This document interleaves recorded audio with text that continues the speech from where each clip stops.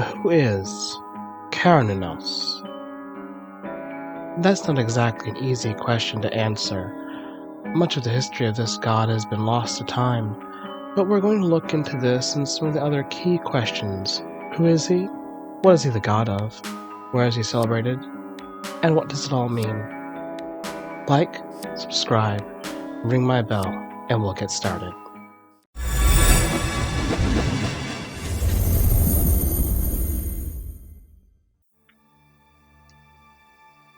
Cernunnos is the antlered god, part man and part stag.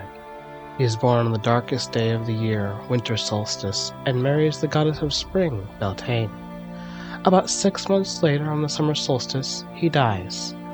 In Celtic lore, he is often depicted sitting cross-legged in a position of meditation, or a teacher. His actual name comes from the 1st century pillar of the boatman. But what is he the god of? Cernunnos was the Celtic god of beasts and wild places. Often called the Horned One, Cernunnos was a mediator of man and nature, able to tame predator and prey so that they might lie down together. He remains a mysterious deity as his original mythos has been lost to history. Whether or not the ancient Celtic peoples who originally worshipped Cernunnos saw him as a god of death is unknown. However, many modern neo-pagan religions do see the horned deity as a god of death, as well as a god of life and rebirth. Cernunnos himself appeared primarily in ancient Gaul. Similar characters have been found around the world, including other Celtic religions. To the ancient Celtic people, he was revered as one of the most important deities in the pantheon. If we consider the frequency he is represented in Celtic art from Ireland to Romania. He may also have been regarded as an ancestor deity. However, the Celts left very few written records, and so it's not clear how specific Celtic gods were worshipped, or even what they exactly represented.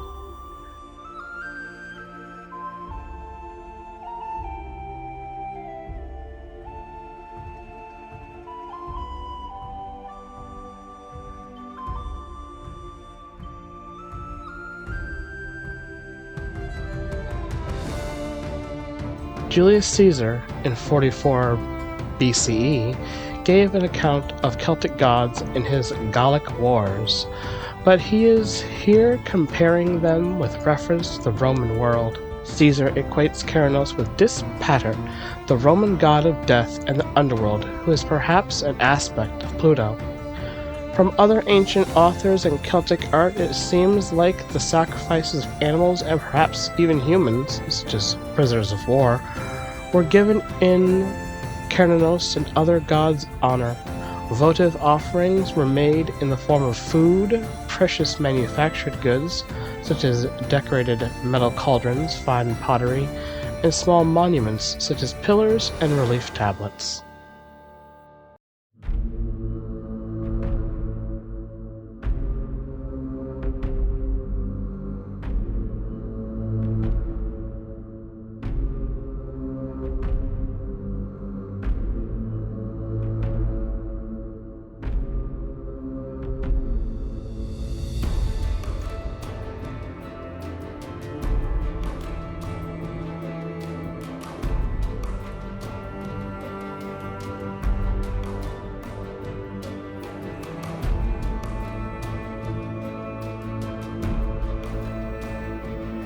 Even the meaning of the name Cernunnos is unclear. The common interpretation associating the name with the Celtic word for horn is disputed amongst scholars. That the Celtic horned god is known by his name is attested by only a single instance, an inscription and image on the 1st century CE Natue Parisiaci monument. It is also true that there were other Celtic gods with horns whose significance and associations remain unknown.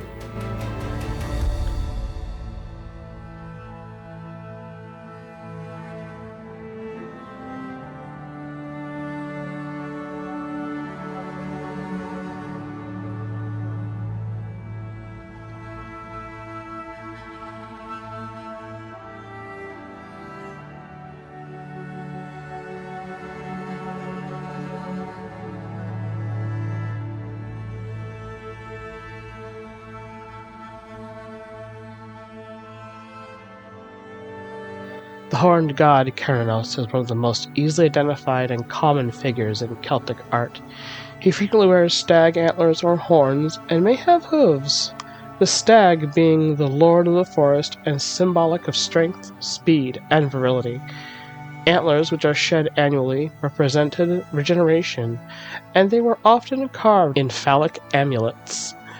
Cernunnos' frequent posture of sitting cross-legged has led some commentators to somehow associate the figure with Buddha, but it may merely be a reflection of the Celtic habit of sitting in such a way at meals, since stools and chairs were not used. Sometimes Celtic sculptures have holes in the heads of figures, perhaps to receive real stag antlers. One of the earliest representations of a horned figure is a rock painting from Val Camonica in northern Italy. It shows a tall figure with stag antlers holding torques and is thought to date back to 5th century before Common Era. The figure is accompanied by sun imagery, substantiating claims by some scholars that Cernunnos was a sun deity.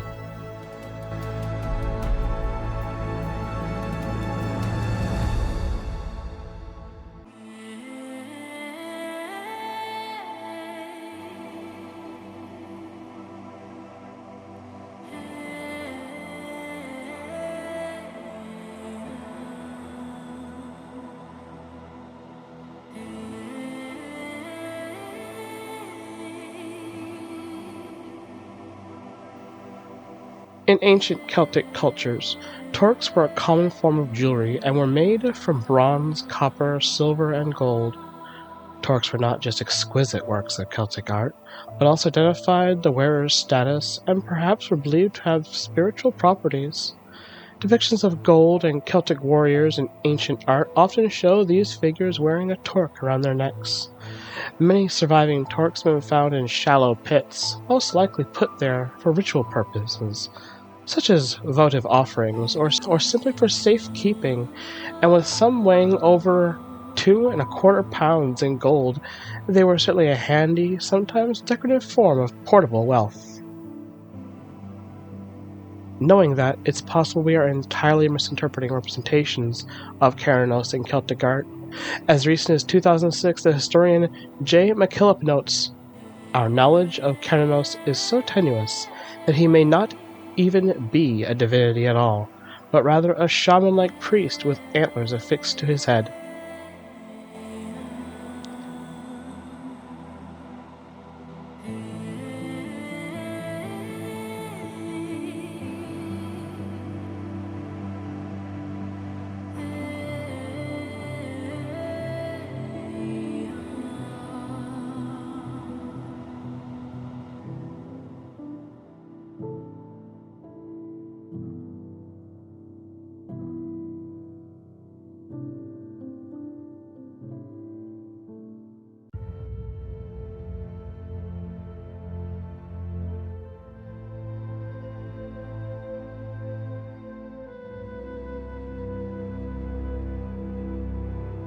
So what makes him significant this time of the year? Well, in modern neo-pagan religions, such as Wicca, he's also seen as a god of life, death, and rebirth.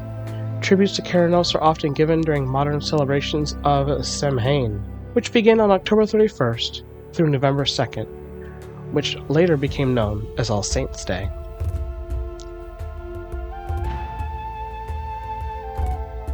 Historically, it was widely observed through Ireland, Scotland, Gaelica, and the Isle of Man, where it is spelled and pronounced Samhain. Samhain is believed to have Celtic pagan origins, and some Neolithic passage tombs in Ireland are aligned with the sunrise at the same time of Samhain. It is first mentioned in the earliest Irish literature from the 9th century and is associated with many important events in Irish mythology. The early literature says Samhain was marked by a great gatherings and feasts, and was when the ancient burial mounds were open, which were seen as portals to the underworld. Some of the literature also associates Samhain with bonfires and sacrifices. The festival was not recorded in detail until the early modern era. It was then cattle were brought down from the summer pastures and when livestock were slaughtered. As As at Beltane, special bonfires were lit. These were deemed to have protective and cleansing powers, and there were rituals involving them. Like Beltane, Samhain was a liminal or threshold festival, when the boundary between this world and the other world thinned, meaning the Asal Sea, spirits or fairies, could more easily come into our world. Most scholars see the Asal Sea as remnants of the pagan gods. At Samhain, they were appeased with offerings of food and drink to ensure the people that their livestock survived the winter. The souls of the dead kin were also thought to revisit their homes, seeking hospitality, and a place was set at the table for them during a meal.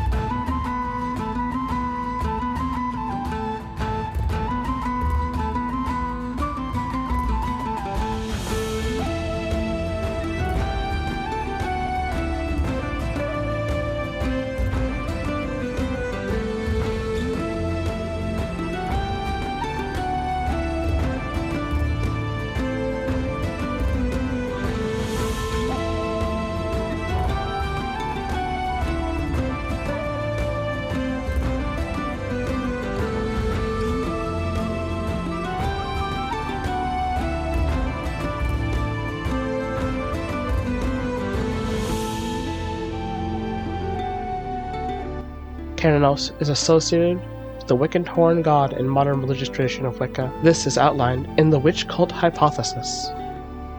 The witch cult hypothesis is a now discredited theory that the witch trials of the early modern period were an attempt to suppress pagan religion that had survived the Christianization of Europe. According to its proponents, accused witches were actually followers of this alleged religion. They argue that the supposed witch cult revolved around worshipping the horned god of fertility and the underworld, whose Christian persecutors identified as the devil, and whose followers held nocturnal rites at the witches' Sabbath. Contemporary experts in European witchcraft beliefs view the pagan witch cult theory as pseudo-historical. There is now an academic consensus that those accused and executed as witches were not followers of any witch religion, pagan or otherwise. Critics highlight several flaws with the theory. It rested on highly selective use of evidence from the trials, thereby heavily misrepresenting the events and actions of both the accused and their accusers. It also mistakenly assumed that claims made by accused witches were truthful and not distorted by coercion or torture. Further, despite claims that the witch cult was pre-Christian survival, there is no evidence of such pagan witch cult throughout the Middle Ages.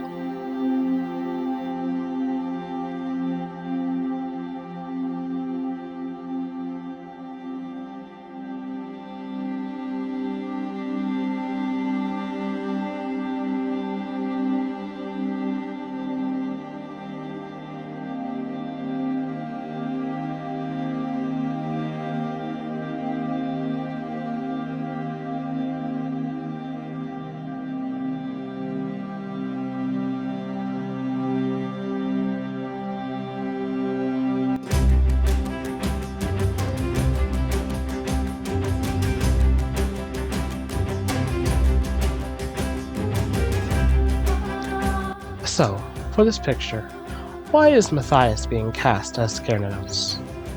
Well, Matthias himself is a mediator and a teacher. He exudes a sort of masculine virility and may be associated as a shaman or as a warrior. It's likely that during Samhain festivals in Alden, he donned this sort of costume during a guising or mumming celebration, where he would help the village in gathering their offerings to the Horned One. Since Cernunnos is often depicted with a snake, I wanted to do a little bit of a throwback here to our spring equinox picture, where Cassandra appeared as a leprechaun. There's another layer to this now, as Beltane, the goddess of the equinox, is Cernunnos' wife, just like Cassandra and Matthias are married. Now back then, I used some mixed media to color in the snake, pasting scales and the like in place, but this time I wanted to challenge myself. was actually coloring in the snake. Putting each one of those scales on myself was almost exhausting. I lost focus 3 times. It ended up looking good to me though, especially in the overall of the whole picture. The part I'm least happy with is probably the torque he's holding, but I wanted to try to do a twisted look with the shaded gold.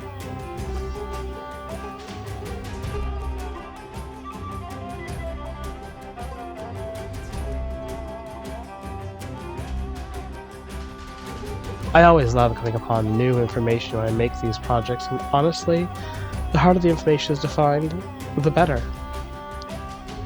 I like him in the middle of a peaceful fall meadow, perhaps with a cornucopia, as this was also sometimes used as a symbol for this particular god.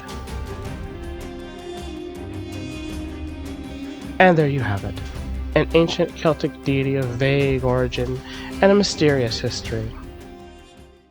I've got a lot more coming down the way next week as we inch closer to that special night. Haunt the subscribe button down below if you don't want to miss it. And Saturnalia is coming too. The first part of this 2-part special is nearly complete.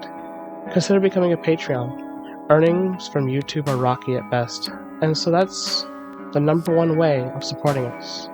You'll find the link down below in the description and become one with our current list.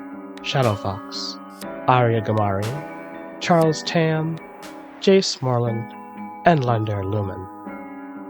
And did you enjoy this week's artwork? It was drawn by a longtime channel favorite, Kamabogbog. Please visit their Fiverr page at the link below and commission a quality art like this.